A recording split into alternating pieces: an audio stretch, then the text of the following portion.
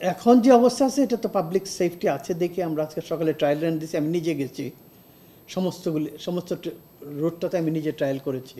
কোনো নকশাগত কোনো ঝামেলা আছে কিনা বা কেন এটা বারবার করছে? আপনারা 2024-এর সেই ঘটনার পরে কি ধরনের স্টেপ নিয়েছেন, কিন্তু নেওয়ার পরও আবার কেন করলো, এই ব্যাপারে আসলে ব্যাখ্যা। যেটা প্রথম হলো 430 যেটা পড়েছিল গত 28 সেপ্টেম্বরের 24-এ, সেটার বাস্তবতার উপরে কিছু আমাদের রিকমেন্ডেশন আছে এবং কনক্লুশন আসে।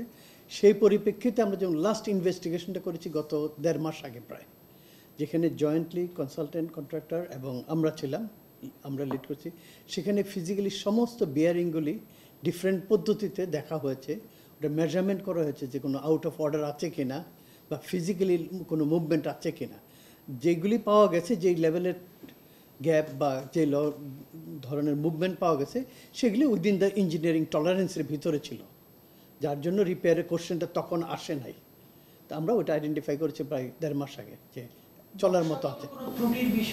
জি, ডিজাইনের ত্রুটিগত ব্যাপারে এই অবস্থায় এখন হয়তো বলা ঠিক হবে না, বা থাকতেও পারে। আমি রুল আউট করতেছি না যে ডিজাইনের কোনো ফল্ট নাই।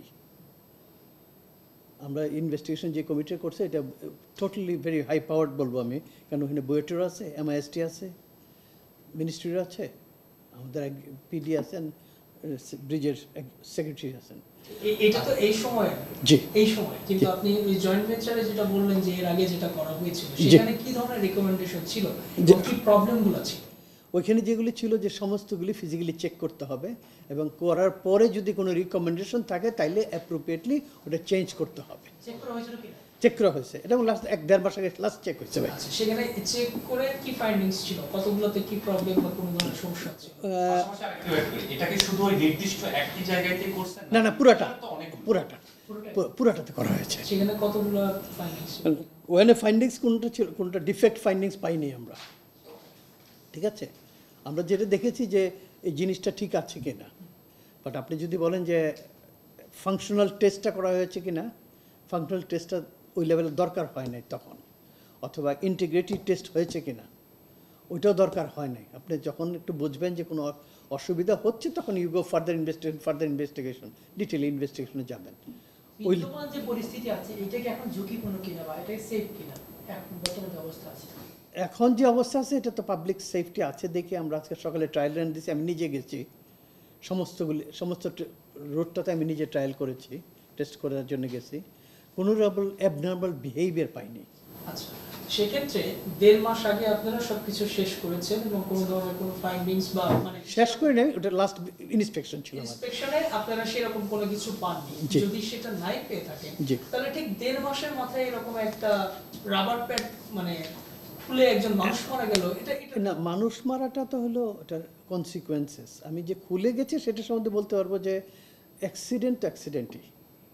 ওটা যে 1.5 মাস পড়বে ওই লেভেলের রিস্ক অ্যাসেসমেন্ট করার মতো ক্যাপাবিলিটি আমাদের নাই। ওই অবস্থায় যেটা দেখা গেছে আপাত দৃষ্টিতে দ্যাট ওয়াজ পারফেক্ট, তাহলে তো আমরা ট্রেন চালাইতাম না। আচ্ছা, এই 1.5 মাসের মাথায় একটা পড়ে গেল। জি, 1.5 মাসের ভেতরে তো আপনারা তার অন্যগুলো চেক করেন নাই, তো সেক্ষেত্রে নতুন করে সম্ভাবনা কি আপনাদের কাছে মনে হয় যে আমরা সম্ভাবনা নিয়ে যাব না। আমরা উইদিন 3 ডেজের ভিতরে কনসালটেন্টকে কালকে রাত্রি চিঠি দেওয়া হয়েছে, they will test the all bearing has to be checked first, visually দেখতে হবে, তারপরে you check the functionality, you check the integrity of the pad আছে হয়তো ফাংশনাল করতেছে কিনা এটাও দেখতে হবে, আবার এটা বায়োরিঅ্যাক্টরের সাথে ইন্টিগ্রেটেড কিনা, যে ফাংশনটা করার জন্য এটা বসানো হয়েছে ওইটাও দেখতে হবে। তো এটা উইদিন 3 ডেজের ভিতরে আমরা উইদিন 5 ওয়ার্কিং ডেজের ভিতরে রিপোর্ট করার জন্য বলেছে।